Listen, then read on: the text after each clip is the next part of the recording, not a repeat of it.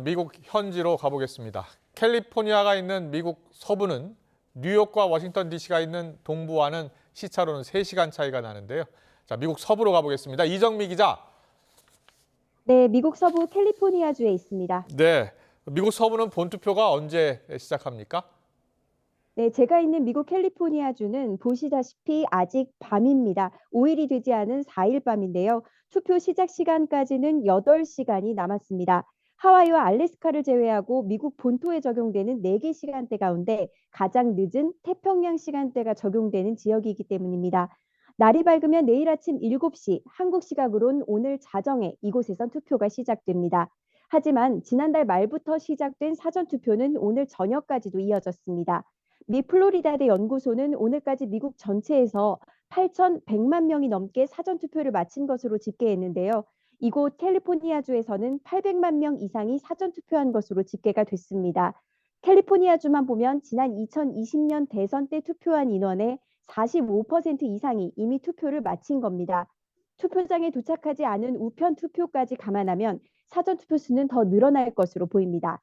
하지만 과거와 달리 이번엔 양당 모두 사전투표를 독려했던 만큼 사전투표율로 어느 쪽이 앞설 것을 예측하기는 쉽지 않습니다. 미국 대선은 각 주의 선거인단이 그 주에서 승리한 후보에게 몰아주기 투표를 하는 형태죠. 이번 대선에서 승리하려면 전체 선거인단 538명 가운데 과반인 270명을 확보해야 합니다. 제가 있는 캘리포니아주에는 전체 선거인단 538명 가운데 54명이 배정돼 있습니다. 전체 선거인단의 10% 수준으로 미국 51개 지역 가운데 가장 많습니다. 인원만으로 보면 선거를 좌지우지할 수치지만 캘리포니아주는 민주당 강세 지역으로 분류돼 승부의 결정적인 캐스팅보트 역할을 할 것으로 예상되지는 않습니다. 최근 8차례 선거에서 계속 민주당 후보가 이겼기 때문인데요. 제가 사전투표장에서 유권자들을 만나봤는데 민주당 지지자들은 이번에도 이변이 없을 것으로 예상을 했습니다. 반대로 공화당 지지자들은 이번엔 캘리포니아주도 바뀔 거라는 전망을 하기도 했는데요. 실제로 클린턴 전 대통령이 승리하기 전 앞선 6차례 대선에선 연속으로 공화당 후보가 승리했다는 점을 공화당 지지자들은 강조했습니다. 캘리포니아주 사전투표장에서 만나본 유권자들의 이야기 들어보시죠. When I was growing up, it was a good Republican state. Now, I just think that there's so many people that even the Democrats are going to be voting for Trump. A lot of the Democrats are because they're tired of how this state has been run. But I've heard that California is usually far more Democrat than Republican, just from what I've heard, like my parents keep up on it. So I would assume that they would still stay Democrat. 네, 이 미국 서부 지역에도 선벨트로 분류되는 경합주가 있는데요. 분위기가 어떻습니까?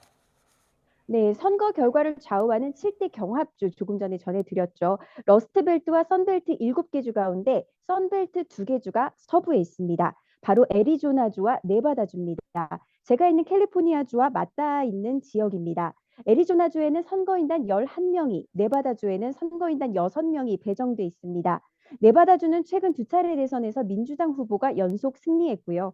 애리조나주에선 2016년엔 트럼프, 2020년엔 바이든이 이겼기 때문에 애리조나주의 결과에 특히 더 관심이 쏠립니다. 선거일을 앞둔 주말 두 대선 후보가 애리조나주를 찾은 이유도 여기에 있습니다. 해리스는 오바마 케어가 지속돼야 한다고 강조하면서 거꾸로 돌아갈 수는 없다고 외쳤고요. 트럼프 후보는 대선에서 맞붙었던 힐러리와 해리스를 동시에 깎아내리면서 거짓말쟁이라고 비난했습니다. 들어보시죠. Donald Trump still wants to get rid of the Affordable Care Act, also known as Obamacare. We are not going back. We are not going back. Hillary was a liar, a horrible scoundrel, but this one lies so much. And she's a low IQ individual. She doesn't even know she's lying. I'm telling you. This is not what you want for your president.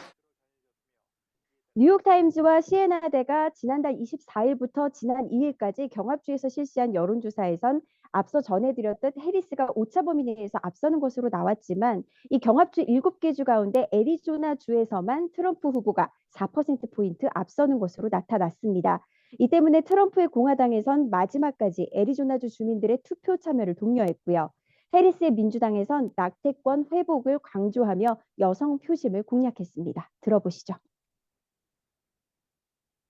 What he means is women are turned away from emergency rooms and miscarriaging in parking lots, whether they like it or not.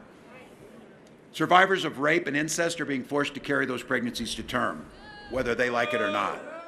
We're in a very, very good spot in Arizona, but I don't want us to get lazy and I don't want us to rest on our laurels here because right now we've got a big, big advantage in the state of Arizona.